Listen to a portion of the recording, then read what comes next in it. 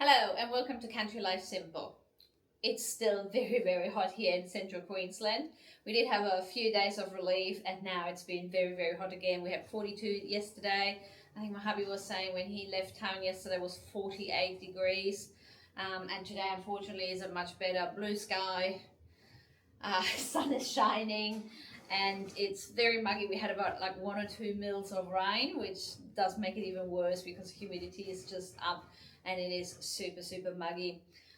So I'm inside with all the windows and doors closed, all the blinds down, all the curtains drawn, and I've got the air conditioner on 24 degrees, which is really nice because I'm working from home today. And I'm also going to make some bread. So the bread doesn't, overproof immediately because when you have it at, 38 degrees, it just is not good for the bread dough, obviously. So today I'm going to make a Frühstücksbrot, which we have made before. It's a very popular, everyday bread. It's quick and easy to make, and it uses all kinds of different flours.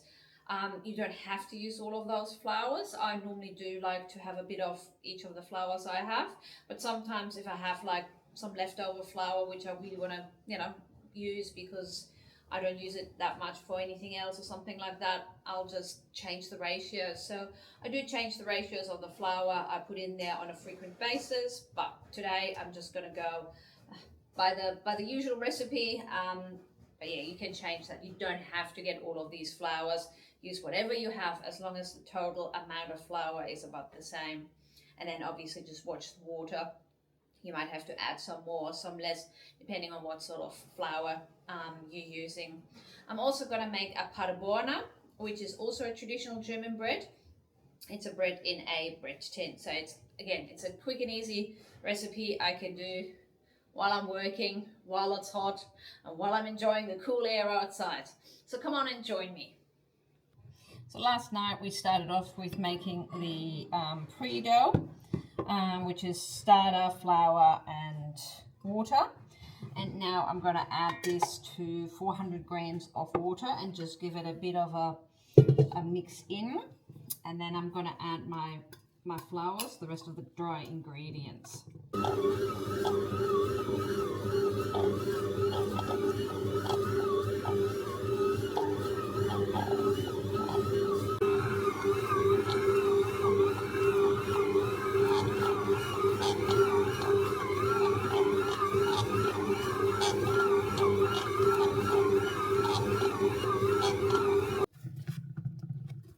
So I have kneaded it in the Kenwood for a little bit, and as you can see, it's a nice non-sticky dough, which I'm now just going to put in the Benetton and let it rest for about 90 minutes. You can stretch and fold. There is some wheat flour in there, there's rye flour, there's spelt flour. I normally don't bother. I'm a lazy baker. I'm just going to put it straight in the Benetton and put a cover over it and let it rest for about 90 minutes. And in the meantime, I make the Paderborner. So this is the pre-dough for the Paderborner from last night. It was 200 grams of rye flour, 200 grams of water and 20 grams of starter. I'm going to mix this with 200 grams of water and add some flour into it as well. I put the exact ingredients in the description box below, and then we mix this all up as well.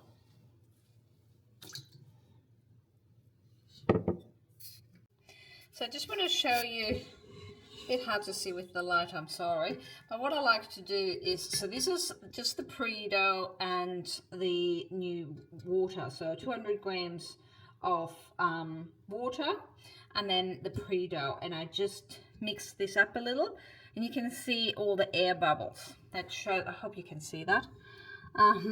That shows how hungry little starter is now, and it wants more flour. So now when I mix in the flour, it will absorb this faster.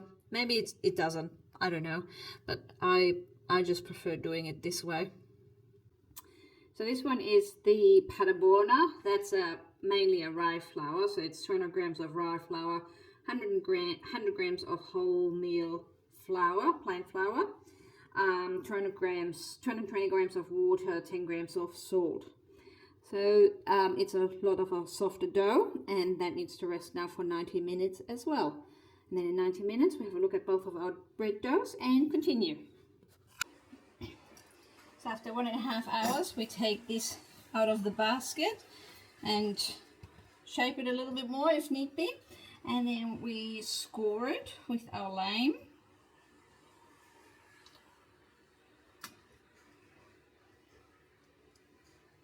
And I'm not the top scorer, honestly.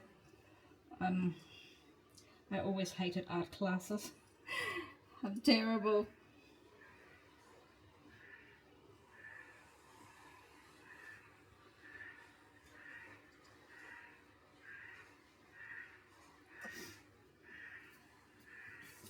And then we carefully put this into the cold oven. While the Frühstücksbrot board is baking, we're going to take our Paderborner dough out of the oven and going to put this in a bread tin. So I just lined it with baking paper, but you can also use, you can grease the tin.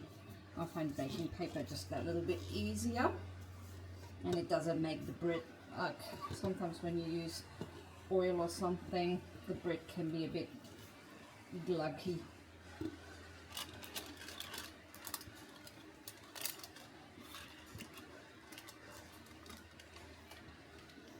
Like I said before, this dough is a wheat dough. It's a majority of a wheat flour.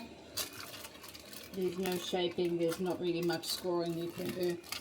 But you press this into the bread tin.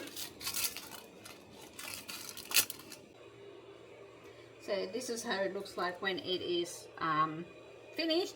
It's shiny because I put some water on top. So I basically just put it in, pushed it in a little bit, and put some water on the surface. And I'm going to rest this for another hour while the other bread is baking. And there you go. This is how it looks like after an hour in the oven.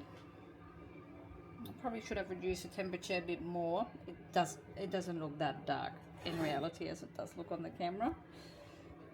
But it certainly looks like a nice yummy loaf of bread. It's still very hot, I just took it out.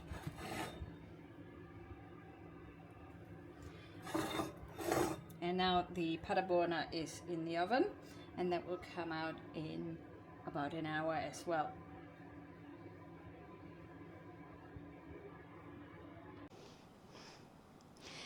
So my baking day is done.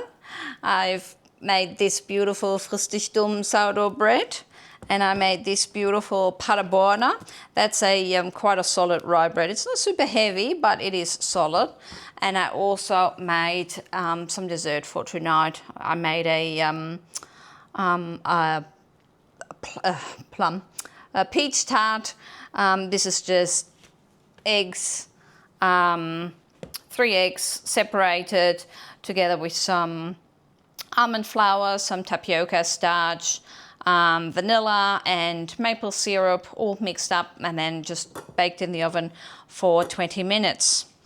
So I guess I show you now. So yeah, tart looks beautiful. This is going to be a nice dessert.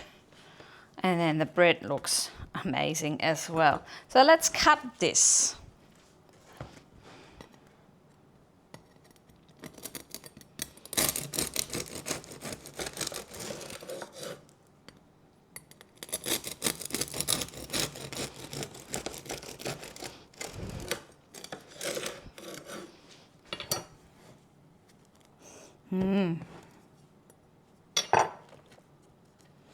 Some beautiful bread.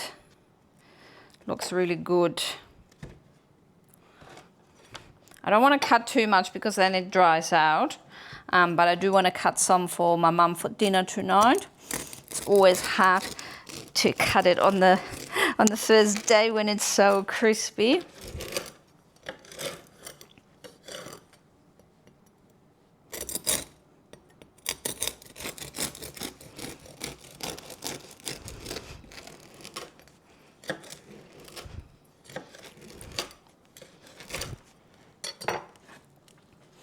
Look at that.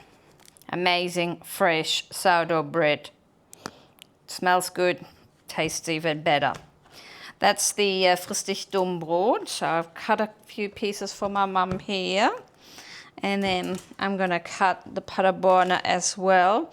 She doesn't really like the crust very much, but hubby loves those. So I keep them for him.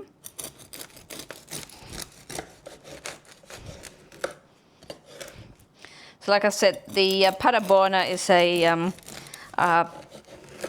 pretty dense rye bread.